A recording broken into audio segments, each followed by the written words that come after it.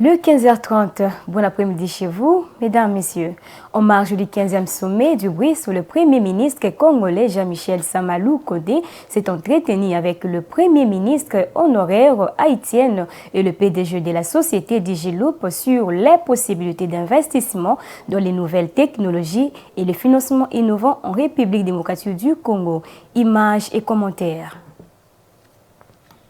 C'est par une visite surprise au nouveau siège de l'ambassade de la RDC à Pretoria que le Premier ministre Jean-Michel Sama Lukonde a commencé ses activités du mercredi 23 août. Au regard de la qualité des infrastructures qui constituent ce siège de l'ambassade de la RDC, les chefs du gouvernement s'est dit fiers de ce patrimoine congolais acheté par l'État congolais. Il a en même temps fixé l'opinion sur l'objet de son séjour en Afrique du Sud. C'était en présence du vice-ministre des Affaires étrangères et de l'ambassadeur de la RDC en Afrique du Sud, Fidel Moulaja Binene. Son Excellence, Monsieur le Président de la République, M. Félix-Antoine Tshisekedi Tshilombo, a bien voulu nous mandater pour le représenter ici au sommet du BRICS, après une invitation formelle qui a été adressée à la République démocratique du Congo. Et donc, comme pays invité, nous avons voulu venir représenter par moi-même, sous mandat du Président de la République,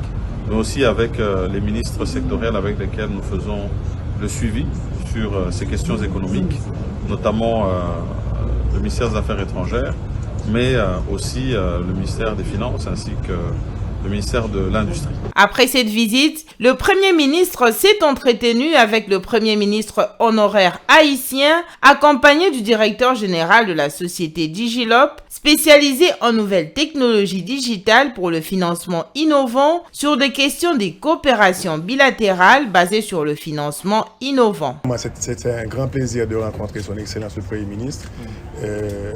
Pour une rencontre d'amitié et de travail. Nous avons pu explorer différents points, parmi lesquels les technologies de pointe pour le financement innovant, pour la souveraineté financière de l'Afrique. Et nous avons pu quand même échanger sur les différentes opportunités que présente le marché congolais, qui est un énorme marché à travers le monde. Et un marché aussi qui progresse, et nous avons pu constater des progrès du gouvernement et aussi en domaine technologique.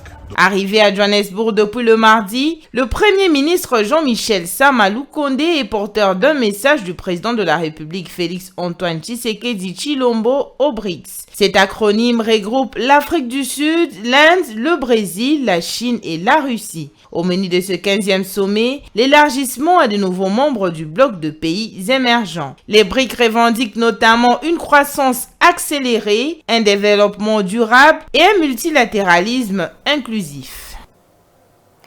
Dans le but de promouvoir l'agriculture en Guinée et de renforcer la production de maïs et de soja, la Banque africaine pour le développement BAD a annoncé un financement à hauteur de 28 millions de dollars. Cette initiative vise à stimuler la croissance économique et à améliorer la sécurité alimentaire et à créer des opportunités d'emploi dans le secteur agricole. Grâce à ces financements, la Guinée sera en mesure d'accroître sa production de maïs et de soja, de culture essentielle pour répondre aux besoins alimentaires de la population et pour soutenir l'industrie agroalimentaire de ces pays.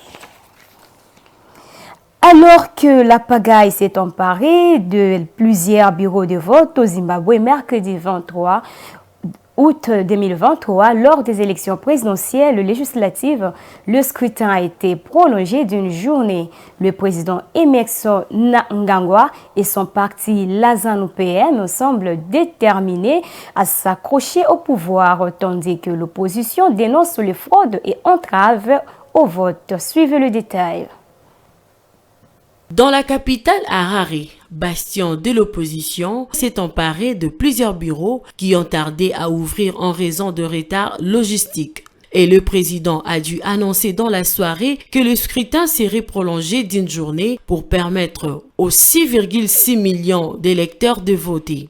La commission électorale a reconnu que moins d'un quart des bureaux de la capitale n'avaient pas pu ouvrir à 7 heures comme prévu. À l'heure où la plupart de bureaux fermés et commençaient même à dépouiller, au moins l'un d'entre eux, dans un quartier défavorisé de Harare, commençait tout juste à voter. L'opposition réunie au sein de la coalition des citoyens pour le changement, fortement implantée dans les villes, tablait sur un vote protestateur ancré dans une grogne croissante liée à une économie sinistrée entre chômeurs records et hyperfaction. La campagne électorale avait déjà été marquée par une répression sans nuance de l'opposition et de sérieuses irrégularités dans les listes électorales constatées par des ONG. Le président Emmerson Mnangagwa et son parti au pouvoir depuis l'indépendance en 1980 de ces pays enclavés d'Afrique australe semblent déterminés à s'accrocher au pouvoir. C'est ici qui prend fin ces bulletins d'information. Mesdames, Messieurs, merci de nous avoir suivis et bonne suite des programmes sur votre chaîne Mandiko TV.